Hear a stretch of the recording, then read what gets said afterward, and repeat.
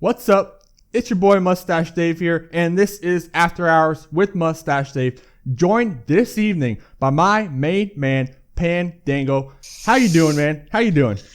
I'm doing pretty good. How about you? Oh, I'm doing good. It's a nice afternoon, a cool 70 degrees outside. I might go for a walk later, but that's enough for me. So, Pandaego from Evil Geniuses. If you don't know this guy, he is on one of the invited teams for the IEM coming up real soon actually. When is it? November 18th. Yeah, November 18th, November 19th. It's a 2-day event. Each day, 4 games. I gotta say, what kind of preparations are you doing? What kind? Everything we can. Obviously, PUBG, still pretty relatively new esport, I would say, by most standards for sure. So, just kind of carrying over lots of stuff from other games and trying to implement that in PUBG. So, it's hard, definitely, compared to other games. Like, compared to Dota 2, practicing is a challenge. It's still at the stage of game where, even just finding scrims, that's not really a thing. There's, like, a few scrims a week, if that, and a lot of them are more European time.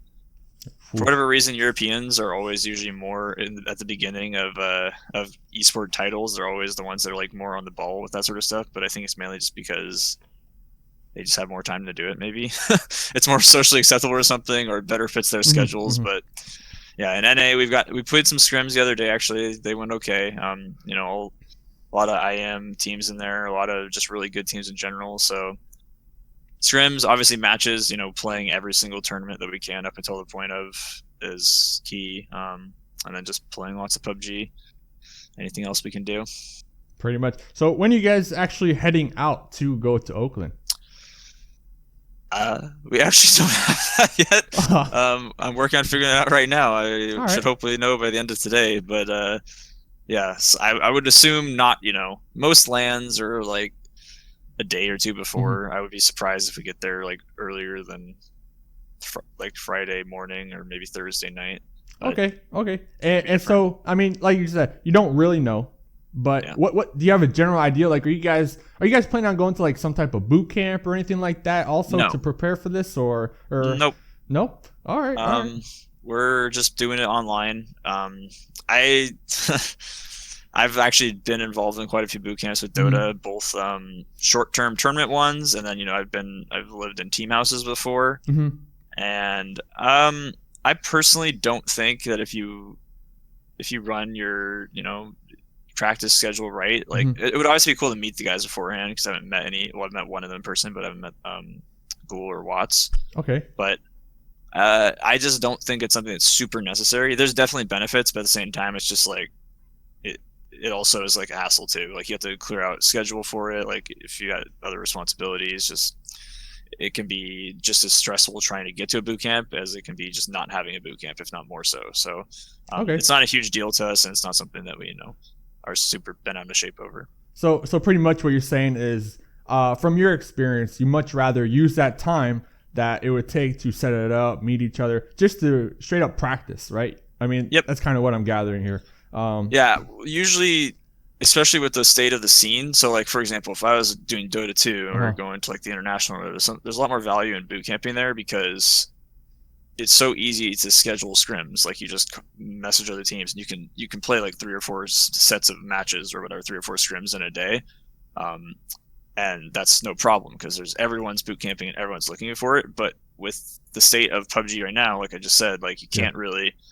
Guarantee scrims or stuff. So say we go in boot camp, what are we going to do that we can't just do online? Like besides, maybe on site, like team bonding stuff, it's kind of like we could just be sitting around like, well, we should scrim guys, but you need at least like 60 to 70 other pro players or at least really good players to do that. And if they're not around, then you're just like sitting together and playing PUBG anyways. So it's, to me personally, I don't see the value in a boot camp yet for PUBG. I have no doubt that in the future it'll be useful, but for this specific event, we would rather just take the time to practice from home and just be in a more relaxed, atmosphere. And I mean, trust me, we're still focusing on preparing, but it's just the on-site aspect is not as important to me. I think the one thing I would say is if you're a European team, there's a lot more value to a boot camp, right? Because then you don't have to deal with jet lag and stuff. So if I was a European player and I had a massive org backing me, I would say, we want to get there a week ahead of time and go boot camp at like just somewhere on the West Coast, like just stay at like an Airbnb or whatever, and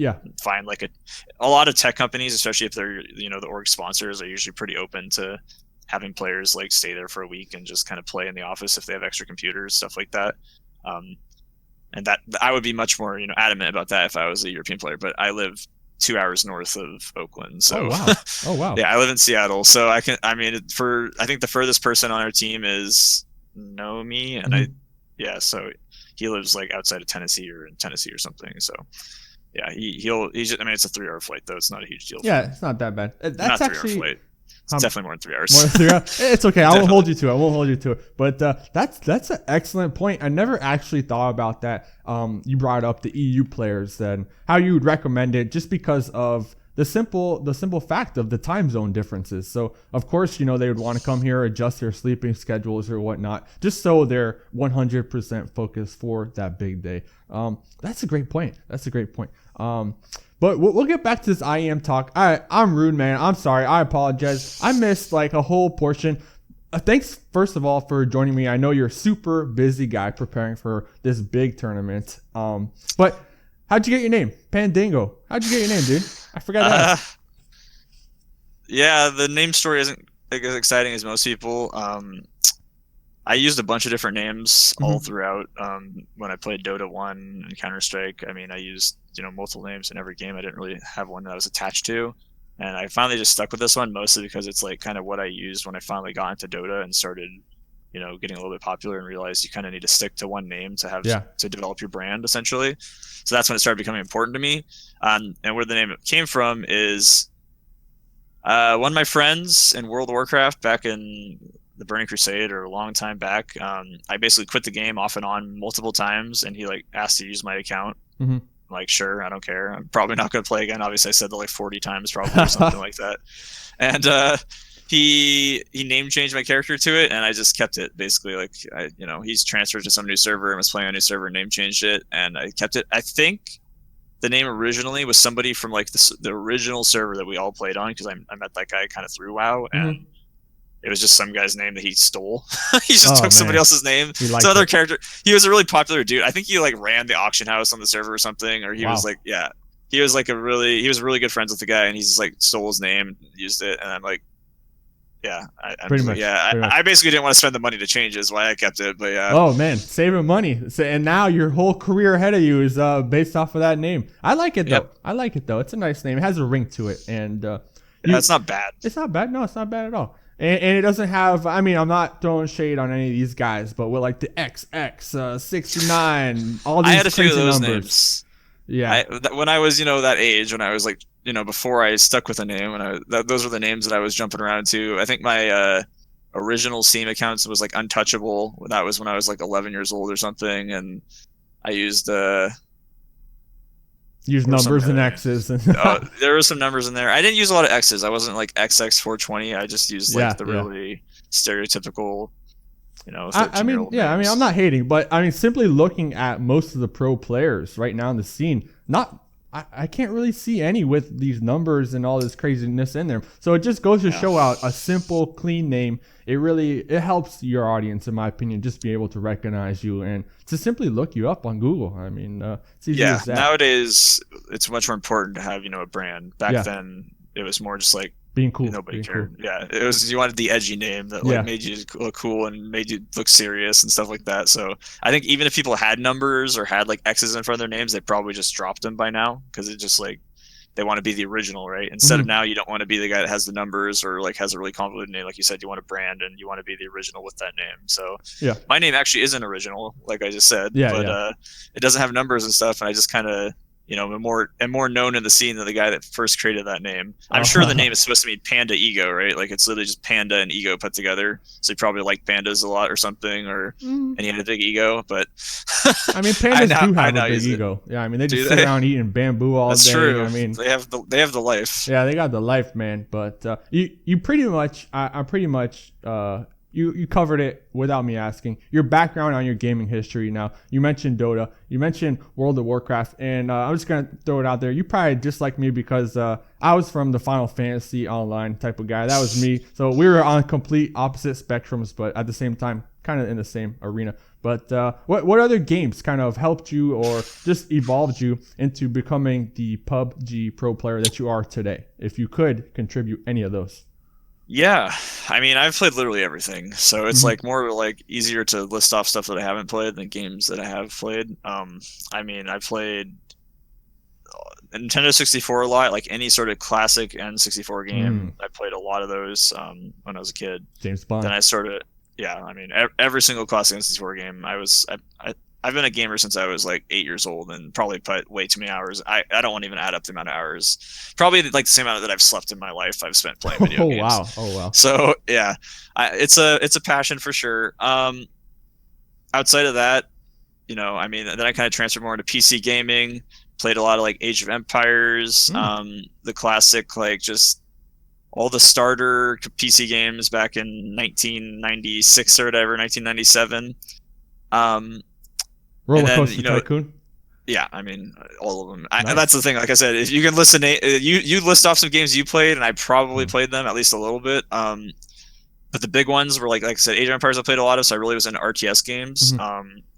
So I transitioned to StarCraft off of that naturally, and then kind of StarCraft led me into a lot of Blizzard games. So I played basically every Valve game, every Blizzard game a lot, which mainly was because they were like a lot of the popular competitive multiplayer games, right? Like they had multiplayer, and I was just I'm like obviously a very adamant and competitive person, so I'm just like latched onto those. I played a lot of like little league sports as a kid, like all the way up until basically high school and a little bit in high school, and then my competitive drive was more funneled into gaming. So at that point, I basically started playing video games more competitively than I was sports, and just switched over my drive. It makes sense. That. It makes sense, man. I mean, I'm just like you. I've been playing games. Conqueror's Bad Fur Day, even on the Nintendo or the what is it? The Game Boy Color, Pokemon Red, Pokemon Blue. Got to catch that missing no. Got to swim up and down that little ledge right there.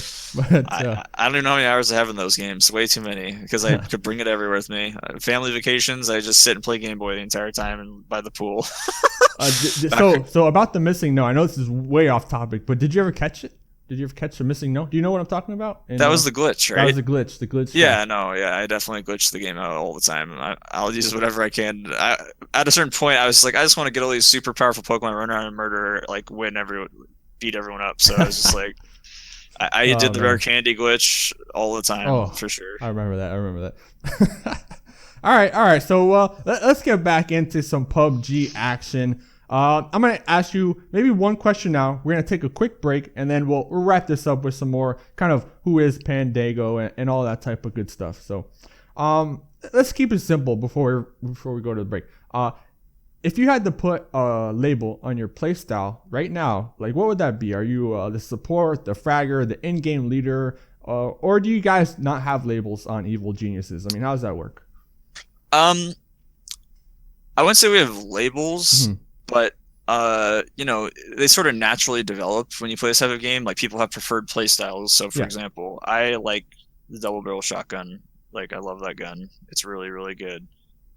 So I tend to be the one going in first just because I have a double barrel shotgun, right? Okay. Like you don't want to send the guy with the car in first if you've got a double barrel shotgun. So like the label for that would be breacher, right? Or like guy. I usually take the point a lot, and that naturally leads to me.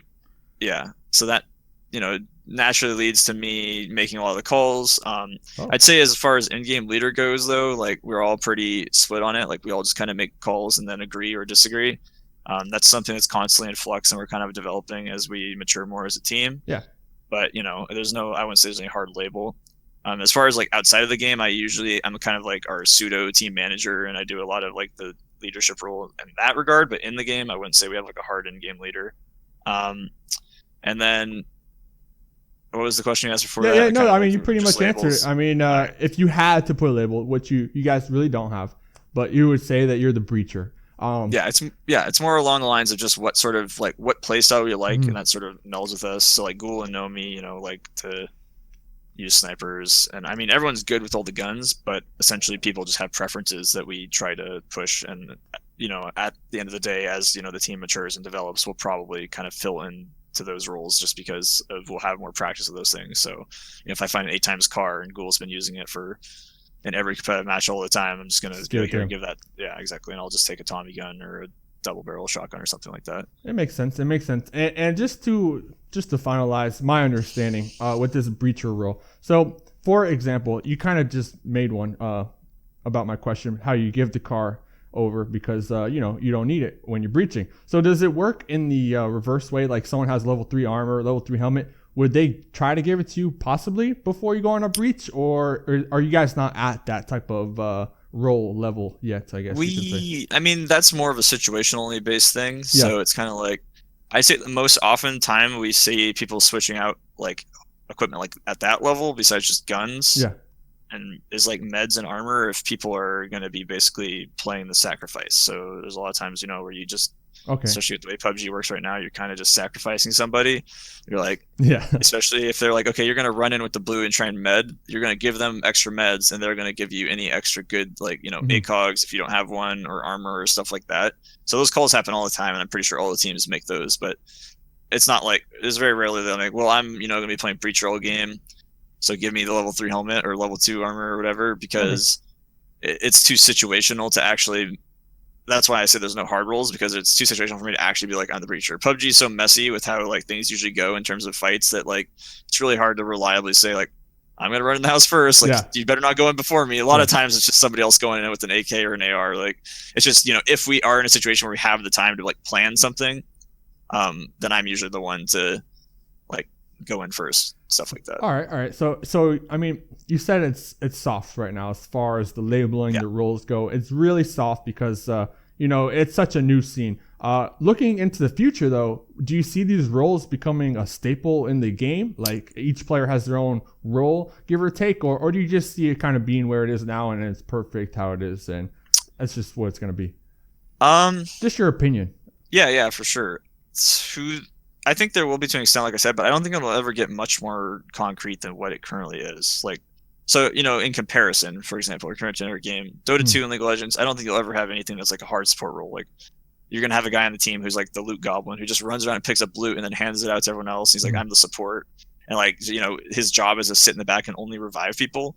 I think you're just sacrificing a player at that point. Like everyone on the team needs to be capable of all things, but people will just be better at certain things naturally. So you'll want to, you know, accentuate their strengths. But you know, it's more like in comparison to Counter-Strike, right? Like in Counter-Strike, you've got oppers, like people on your team who's like, you know, you buy that guy an op because he's a god with it, right?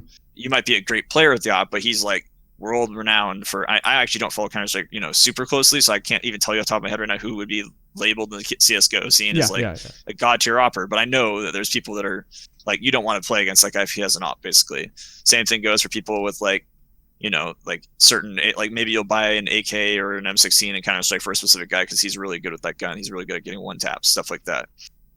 Makes sense. I think that will be basically the extent that it'll get to in PUBG. Like if you get a specific gun, just you know your teammate's like one of the best in the world with that gun, you're going to give that gun to him and you'll deal with whatever he gives you, basically.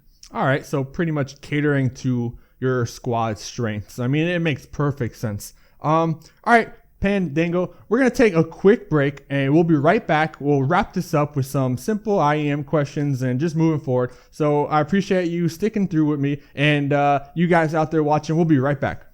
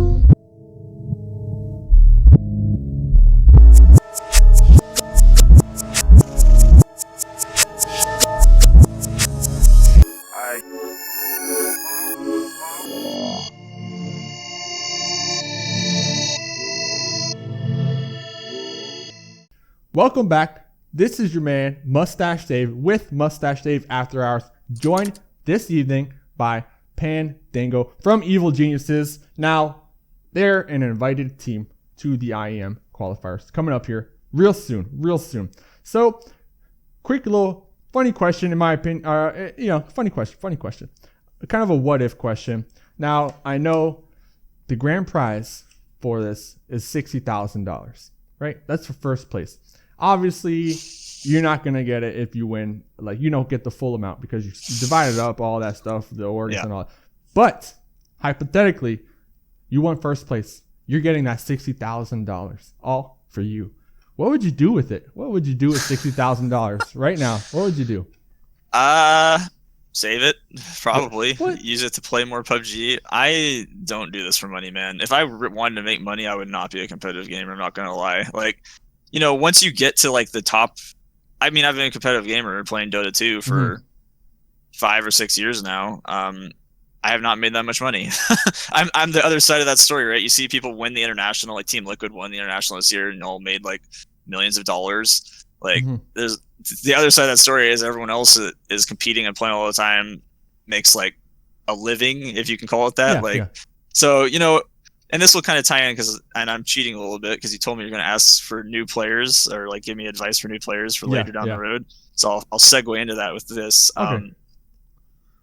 It's a lot of hard work. Like it looks, fun, and it is fun, and that's why I do it. Like you got to compete, and it's awesome. But at the same time, don't expect to make a lot of money doing it because even once you're signed by big orgs, you don't necessarily make a ton of money right away. Like it just doesn't work like that. So you have to understand, learn what your value as a player, learn when you have, leverage, and just learn how to negotiate for yourself, and then work really hard to be the best and to develop relationships that are with everyone, basically. But yeah, with $60,000, like I said, if I made that right now, I would probably save most of it just so I could keep doing this and, just keep competing and just have it to. I mean, I might take a trip or something. I don't know, but yeah, that's what I'm saying.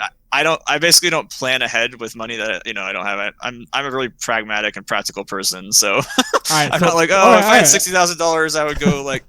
For the sake of the question, though, for the sake of the question, all right, throw your practical person out the window. You have one day to spend this $60,000. All right, what are you gonna do? What are you gonna do, man? What are you gonna do? If I have to spend the money in one day, you have to spend it. Invest it in stocks. No. Come on, dude. Come on. So I'm not really a car person. That's a pretty standard answer. Most people are like, I buy a new car. I'm perfectly fine with my car. Maybe get my car fixed. But if I'd probably travel. So like travel is something I enjoy. Like going on a trip, see some friends. Maybe go to an event. Like I love going to gaming events. Last year I worked with Chrono GG and I got to travel to quite a few for work. Oh. So, that was paid for, which is great. Actually I got paid to do it even. But so, I would just go to probably an event or travel and see some friends, stuff like that. I'm much more of an experience driven person than like buying an object. I totally am like a minimalist when it comes to things. Like I don't own very many things. This is my room. I have a bed. Hey, you got two pillows. All my other stuff is like crammed in the corner. Yeah, I do have I actually have 3 pillows. One of them's hiding. So I'm living the big life. Yeah, but no, I don't. I don't like or need a lot of things. I definitely am more of an experience-driven person. Just use it with friends and go on a trip somewhere or something. All right, so pretty much you'll go on a trip and then buy a jacuzzi and fill it with Jello. That's what you said. All right, cool. There you go. Makes sense. Couple more questions. All right, so I am just a question I was wondering about, and I'm actually pretty interested in this particular topic. Okay, so you're at home, right? You said you're gonna practice all this stuff. You got your headsets that you're used to. You got your mouse, your keyboard that you're used to. You have your chair, your desk height, all that stuff. You're used to it. How does this factor in going to an event like IEM, a LAN or whatnot, where it's kind of provided, the desk, the chairs? I mean, I want to say you're a little out of your comfort zone, right? Then you have all the crowd, the volume, all that commotion going on. What type of mindset or training can a pro player like yourself kind of do to, kind of acclimate themselves to perform at that level and not be thrown off by just a completely different atmosphere? If you can answer that question. I mean, definitely. Yeah. As far as I know, we get to bring all our peripherals at least, so that'll help. Okay. I assume. Like I said, I'm still figuring out when I'm traveling there, so I need to figure that out as well, obviously. But that's a pretty standard thing for LANs. you bring your mouse, keyboard, keyboard, and headset and all that stuff. So, but yeah, like the chairs and stuff. I mean, like you said, it is a different environment. There's a few ways. So business school line of thought me is saying, you want to get there early. You want to warm up if you can, do everything you can on site to acclimate yourself to that new environment. You want to spend as much time as possible getting comfortable. It's kind of like a nerves thing. If you have a lot of trouble speaking in front of people, it's kind of one of the things of advice I can give you is you want to go to wherever you're going to do the speaking and go up in front of people before you do it. And just stand up on the stage and do your speech. Just practice it. Your speech? Hold up. Your speech for your winning speech? No.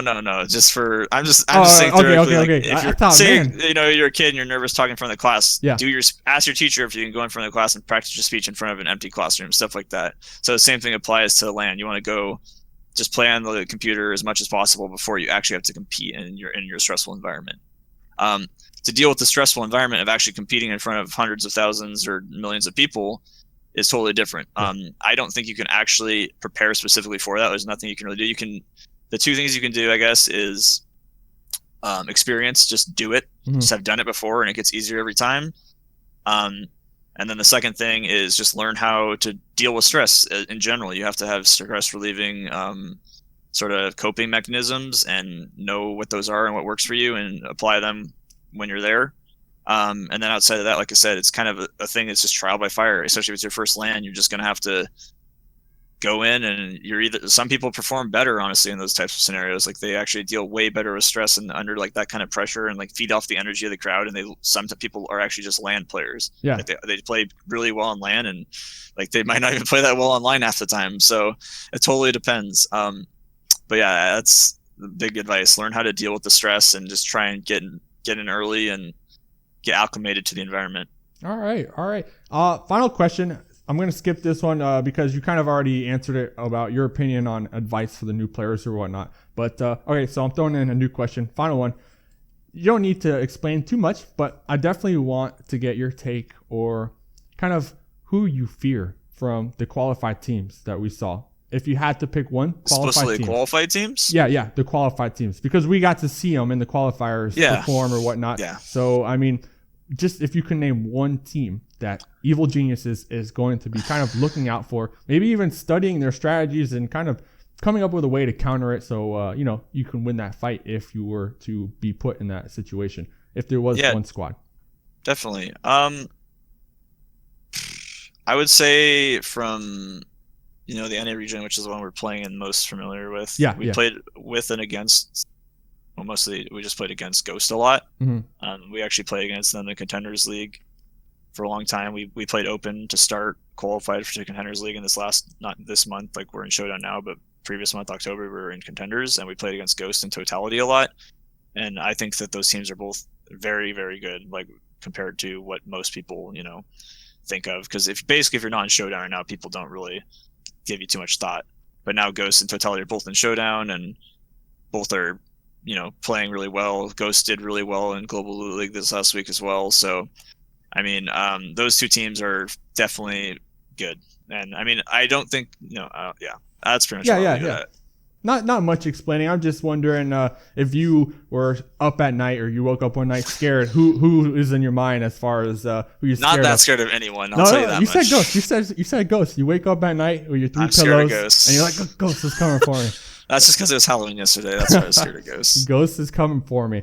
All right, man. Pandaego. Also, how can people find you if they want to look you up later? Google search. Will they find any criminal records or anything like that? I don't know. But how can they find you, man? How can they find you?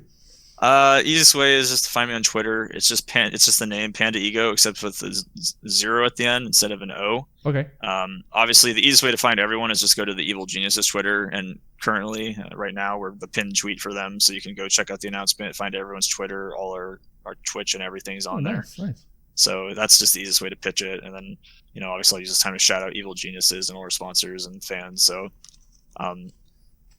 Shout out to anyone that's watching this as well. Obviously, I'll definitely get it out on the social media from our end as well. And if anybody has any questions that, they want extra information on, I'm always happy to talk to anybody. So, if you want to do another interview down the road as well, more than happy to be here. It was great. Oh, thank you, man. I definitely appreciate it. I mean, I appreciate your kindness, taking your time. And, I wish you, your squad, the best of luck. I'm going to be on that sideline, definitely watching everybody. And I'm going to be a little biased. If you came here after hours with Mustache Dave, I'm definitely going to be cheering for you a little more. All right. Not going to lie. Not going to lie. All right. But, I can appreciate that. Hey, man, good luck. And like I said, I appreciate you taking your time. This has been After Hours with Mustache Dave, joined by my main man. All right. So keep it tuned in next time. See you guys later. Good night.